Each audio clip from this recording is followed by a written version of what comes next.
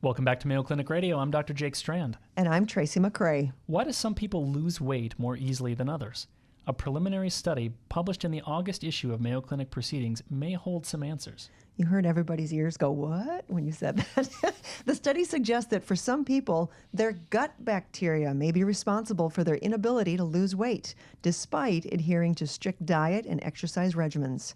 Here to discuss are the co-authors of the study, Dr. Vandana Naira and Dr. Purna Kashyap. Welcome, both of you, to the program. It's nice to have you here. Thank you. You know, when you say, why do people lose weight easily or why is it harder for others? People are so interested in this. Does your gut bacteria really have something to do with this? So, just like we've looked at a lot of different things which dictate how people would lose weight or not lose weight. But one of the things people have not looked at in the past are the gut bacteria. And the reason it becomes important is that gut bacteria are an integral part of our biology. So they do a lot of important things in the gut. And one of them is to be able to digest food that we cannot digest. And in that process, they will provide some energy to us. So as a result, our calories are not just limited to what we can break the food down into, but also what the bacteria can break them down into. So when we consider that, I think they become a part of the equation when we're trying to lose weight by trying to diet. So how do we get a certain good bacteria in our gut? How does that get determined from the beginning, whether it's good or bad? So that's more a determinant of your long-term diet. So what we've been eating for a long period of time determines what your gut bacteria would look like. Even though we can see some fluctuations from day to day, it's mainly your dietary habits, because most people have constant dietary habits. They don't change on a weekly basis. And that's what determines what your bacteria are going to look like, because depending on what food you eat, the bacteria which can utilize those are going to thrive in your gut. How is this study performed? Do you just find a lot of people who say, yes, I want to lose weight, please study me? How did you do it? So these were volunteers who were very interested in losing weight. So they participated in a Mayo Clinic weight loss program, which is a comprehensive lifestyle intervention program. So the way this program was set up was that these patients were asked to be on a diet that was low in calories, high in fiber, and they also were involved in an exercise program which involved mainly walking. So they were the two components of this, was exercise and dietary change. And then what we did is we collected stool specimens on these patients, on these participants rather, before they started the intervention with diet change and exercise, and also at the end of this program. So to figure out what camp you'd put them in, here's what their gut bacteria is, here's what these people's gut bacteria is, it's just from a stool sample you can tell that? Yeah, so a stool sample is pretty representative of bacteria within the entire gut. It's not as specific, of a very specific location within the gut, but it's a good representation of the bacteria within your gut. All right, so Dr. Naira, what did those results show?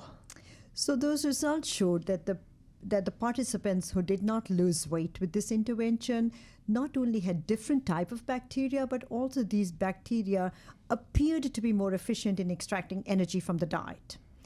And if that intervention is some period of time, how do you change your gut bacteria? If you get into a situation where you're not losing weight and you've made dietary changes and you give up on that diet, so how long does it take before you can actually make this change? So it's not an easy task to change the gut bacteria, because as I mentioned, it's shaped by a lot of different factors: where you live, what you eat, your environment. So it's not going to be as easy as, let me take something for 5 days and I can change my gut bacteria. So there are two corollaries. You can either say, probably we should not give them this diet to lose weight because they probably won't be able to lose weight. And the other is, if we say we would like for them to change their bacteria, we probably need a much longer intervention, especially if you're trying to use diet as a way of modifying. So, you almost have to have a lifestyle change for a long period of time before we can hope to change the bacteria. One of the most interesting interviews that we've ever done was about fecal transplant. And if we can do a fecal transplant, why can we not do a gut bacteria transplant? I knew you were going with that. I was so glad that you asked that question, because that was mine. So that's called like the easy way out, right? So say, can we just yes, do I the want fecal? that. So can we just take these good bacteria and put them in?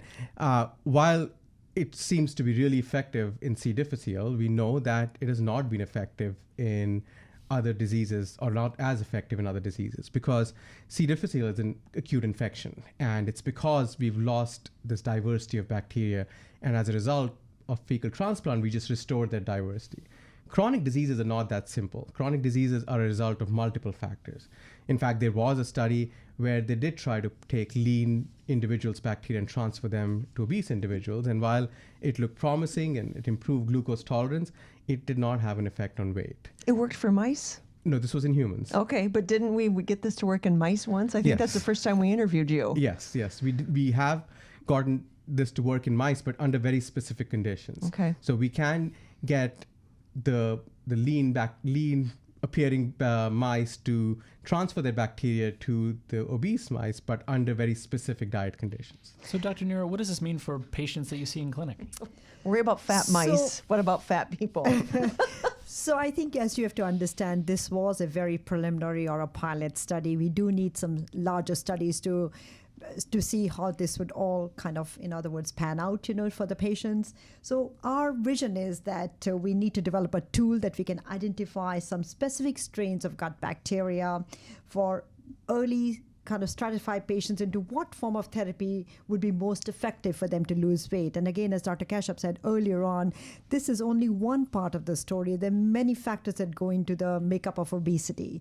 So we're just focusing on a aspect, and we hope that that can make a small difference in the management of these patients.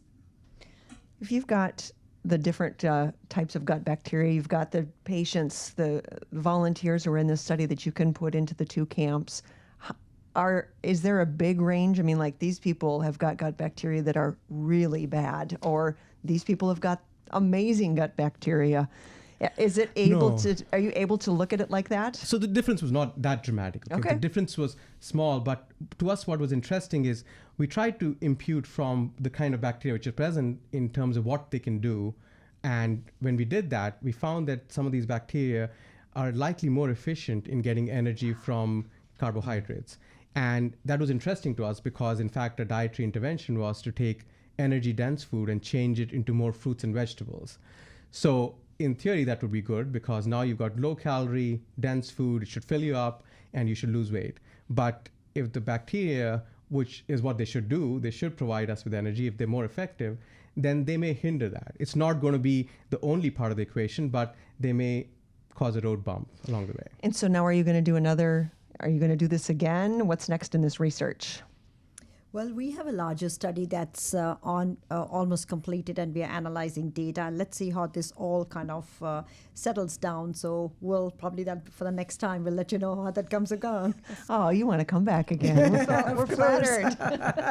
That's perfect. Well, we'll hear more. And we've been talking about how your individual gut bacteria may play a role in your ability to lose weight with Mayo Clinic gastroenterologist Dr. Vandana Nira and Dr. Purna Kashyap.